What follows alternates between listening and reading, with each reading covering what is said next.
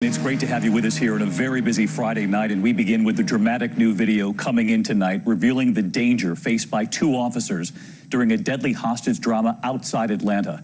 Police responding to a call, the new body cam in tonight showing them racing to the front door in that yard, then coming under fire. The gunman was holding hostages inside. Another officer kicking in the front door, taking a bullet, falling to the ground.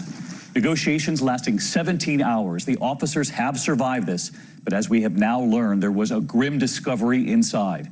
ABC's Steve Osunsami is on the scene. Blood in the driveway, females visible inside, unresponsive. This is the moment when this tragedy began. Someone had called 911 Thursday morning, begging for help. These are the brave men who answered. In body camera video released tonight, you see Henry County Police force their way into this suburban Atlanta home after seeing a lifeless woman on the ground. Inside, a man who may have already killed someone is shooting at the cops.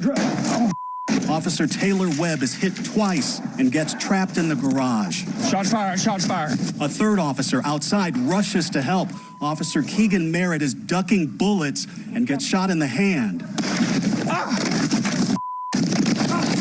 Shots fired here, right here, shots fired. All the while, the gunman is warning police. He's not coming here. I got a lot of shots. I got a hostage. But they break into the garage anyway, freeing their wounded officer. By the time police could get in the home after 17 hours, 39-year-old Sandra White, who was 9 months pregnant, was dead, and so is her 16-year-old son. Police say the gunman was her boyfriend, 47-year-old Anthony Bailey, who they say took his own life. We got 3 babies to bury. We don't know how we going to do it. The family tonight is asking for prayers for both themselves and the wounded officers. So let's get right back to Steve Osunsami tonight, live at the scene. And those officers, I know, are expected to make a full recovery, Steve, but this is just devastating for that family. It is, David. The crime scene investigators are at their home directly behind me. The teenager who was killed here, he plays football at a local high school. They were planning a surprise baby shower this weekend, but instead are now planning funerals.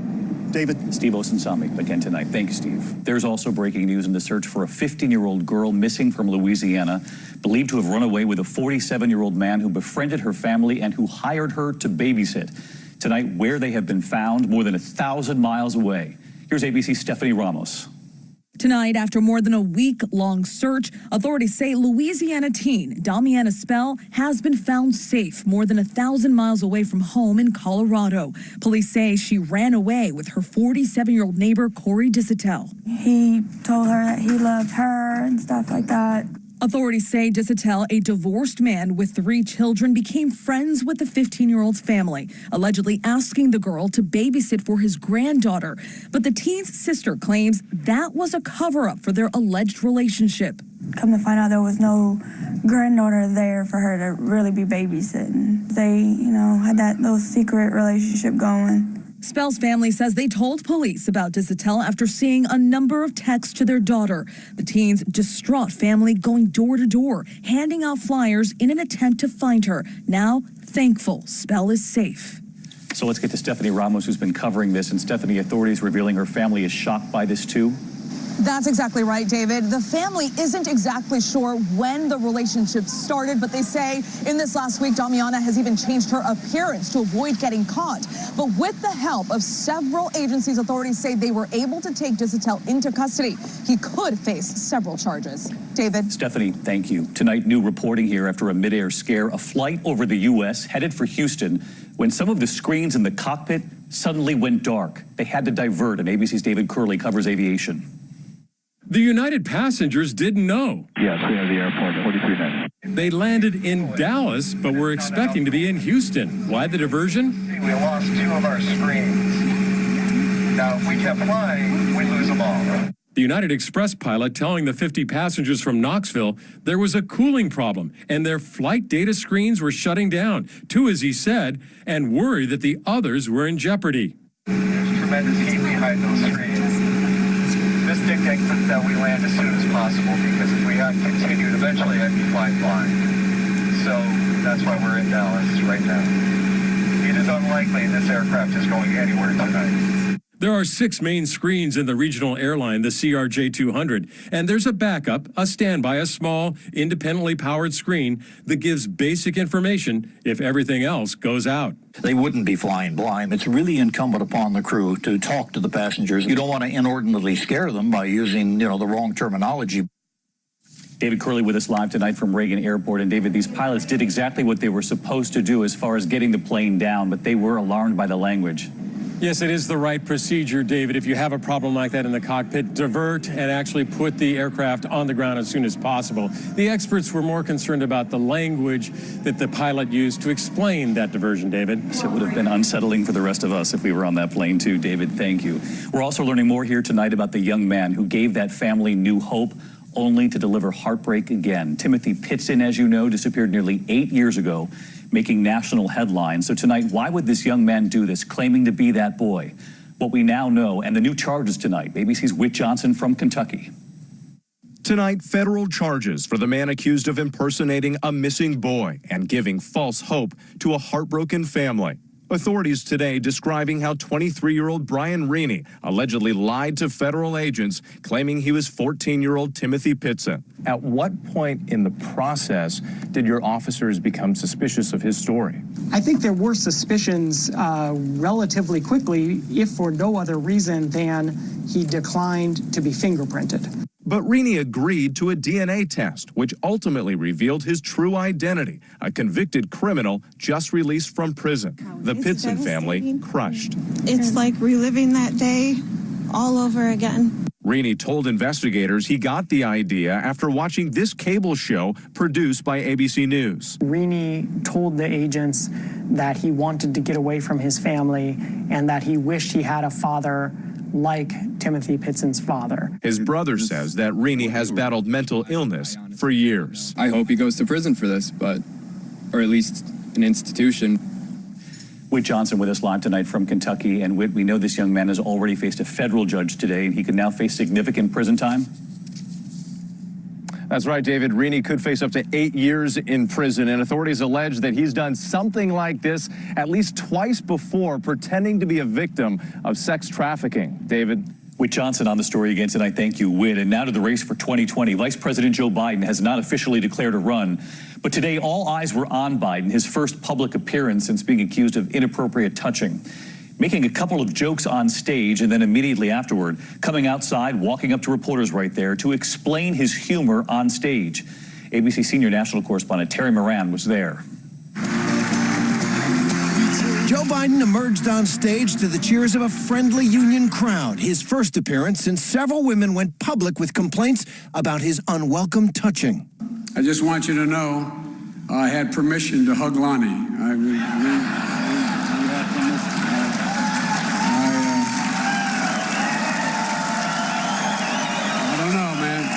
A few minutes later, Biden invited the kids in the audience up to the stage. And you guys can sit in the edge or what? I don't want you to have to stand all along, but it's up to me. By the way, he gave me permission to touch him. This crowd, organized labor, is the heart of the Biden base. How do you think we built a great middle class? Union. That's a fact. Union. Then he went after President Trump. This country can't afford 4 more years of a president lacked in the past and grudges. But even as he spoke, it was those jokes he made about touching people that were already echoing across social media. And so immediately after, Biden came out to explain. It wasn't my intent to make light of anyone's discomfort. I realize my responsibility is to not invade the space of anyone who is uncomfortable. Do you think you earned a direct apology to come forward so far? No, well, look, the fact of the matter is I made it clear that if I made anyone feel comfortable, I feel badly about that. That was never my intention, ever.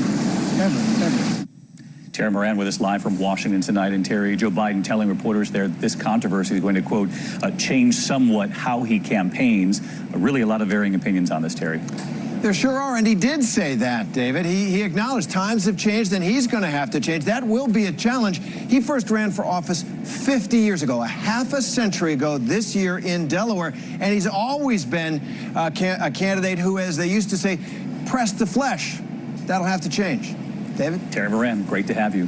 There is news tonight in the battle over President Trump's taxes. House Democrats hand-delivered a letter to the IRS asking for 6 years of his returns. ABC's chief White House correspondent Jonathan Karl is with us live tonight. John, tonight the president's lawyer sending a letter to the Treasury Department calling the Democrats' move a quote, a gross abuse of power.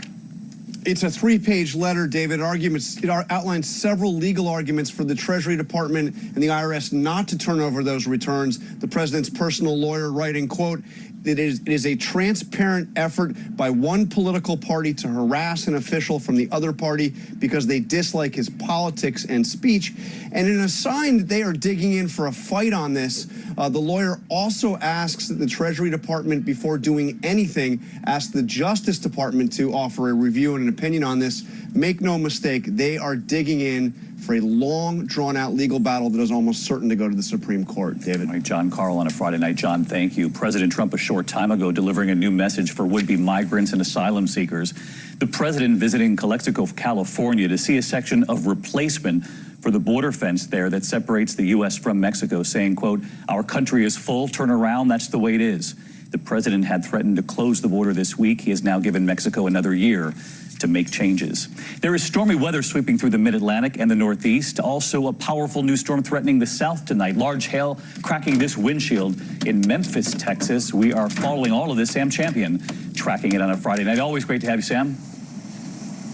Good evening, David. As this Storm 1 exits the East Coast, it's got a lot of cold rain, but let me show you where it's snow, ice, and freezing rain. Let's get to the boards. Right there in central New York, all the way into Boston. Keep an eye on that mix tonight because it's going to be a little slippery, but our bigger concern may be those storms you're talking about, David, and that's what's developing tonight in Texas. Jet stream dropping another area of low pressure. This expands in Saturday and could include some tornadoes here, but the real big problem will be the flooding rains for places that flooded yesterday, like Lake Charles all the way into New Orleans. Look Sunday how this area of storms expands to be even larger. David? Sam Champion on a Friday. Thank you, Sam. Now to the urgent search for an American woman we've been reporting on, a tourist taken hostage in a national park in Uganda, gunmen demanding $500,000 in ransom, and tonight the fateful decision that unknowingly put her in danger. ABC's Ian Pannell from Uganda again tonight. Tonight, the desperate hunt for a missing American tourist and her driver grows. Kimberly Sue Endicott documenting her Ugandan safari on Instagram. She and her guide, Jean-Paul Merengue Remezo, haven't been seen for more than 3 days. Untamed beauty rolls on mile after mile after mile. But you can also see why it would be so hard to find anyone who'd been kidnapped. Searching for them in this terrain will be almost impossible. Officials believe the two are still alive. Now, a massive manhunt is underway in an area bigger than Chicago and LA combined. Both kidnapped at gunpoint, the abductors using one of their cell phones to demand $500,000 ransom. One of the last people to see the two telling ABC News that he saw them earlier that day in Queen Elizabeth National Park. His driver telling Jean-Paul that they hadn't seen many animals inside. Jean-Paul made the decision to go ahead and check his guests in at the lodge and then go out later in the afternoon searching for the lions. And of course, that's when the abduction took place. Ian Pannell reporting in again tonight from Uganda. And Ian, I know authorities are offering cautious optimism tonight that this American woman and her guide are alive. But as you reported there, this is a very difficult area to search in. Yeah, that's right, David. And that's not the only hopeful tone I heard today. But for now, it's no more concrete than that. And as you say, the area they've got to search here is absolutely enormous. And so the longer they're missing, the more desperate that search becomes. And of course, the more worrying for the families of the loved ones. David? All right, Ian, our thanks to you again tonight. And back here at home now into a new measles scare in Sacramento. UC Davis Medical Center is now warning about 200 people who might have been exposed to measles while in the ER. Hospital officials say a child there was diagnosed with the illness last month. They are now notifying people as a precaution, but they say no other cases so far. And news on the economy tonight, U.S. employers adding 196,000 jobs last month, rebounding from a disappointing February that raised fears of a slowing economy. Unemployment was unchanged at 3.8%. Now to those deadly falls at the Grand Canyon, a tourist plunging to his death, the third death in a little more than a week. Here's ABC's Clayton Sandell. It's a place of majestic beauty that can come with a deadly price. Grand Canyon National Park officials say a 67-year-old man was killed Wednesday morning after falling 400 feet from the south rim. He's the third person to die here in the past 8 days, including one person outside the park boundary, a man from Hong Kong taking a selfie near the skywalk, stumbling and falling to his death. Officials are still investigating a third fatality, a woman, her body found last week in a forest area above the rim. The Grand Canyon attracts more than 6 million visitors annually. Last year alone, 17 people died at the park. Officials tonight issuing a new warning. Stay the heck away from the edge. It's a long way down in the Grand Canyon. There's no need to be walking out to the very extreme edge and leaning over for that view directly straight down. And out of those, the driver running a red light, slamming into a police SUV there. Authorities say the driver's blood alcohol level was 2.5 times the legal limit. 2 officers and the driver are in stable condition tonight. There has been an arrest after that awful case of road rage in Phoenix. Joshua Gonzalez is accused of following a family home after accidentally being cut off. Police say he opened fire on their car, killing their 10-year-old daughter. Fisher-Price tonight issuing a warning about its rock-and-play sleeper following the deaths of 10 infants. The deaths, dating back to 2015, occurred after babies rolled onto their stomachs or sides. Parents are now urged to stop using the sleeper as soon as babies are able to roll over or by the time they are 3 months old. And video taken Mars tonight. Take a look, NASA's Curiosity rover. 2 eclipses in less than 2 weeks. The first showing the tiny moon Deimos passing in front of the sun there. The second eclipse showing the larger moon Phobos passing before the sun. 1 week tonight, Mick Strong. His boundless energy on stage for nearly 6 decades. Mick Jagger never stops. All week long, his fans pulling for him. After the 75-year-old Rolling Stones frontman suddenly halted the new tour amid news he needed an immediate heart procedure. Tonight, word coming in from Mick Jagger himself in a tweet. He's recovering and doing well. Tweeting, "Thank you everyone for all of your messages of support. I'm feeling much better now and on the mend." Guitarist Keith Richards already tweeting, "Mick, we are always there for you." And tonight, this number. While on stage at his concerts, Jagger dances, moves, travels an estimated 12 miles in a single performance. Tonight, Mick on the mend, perhaps telling doctors, "Start me up."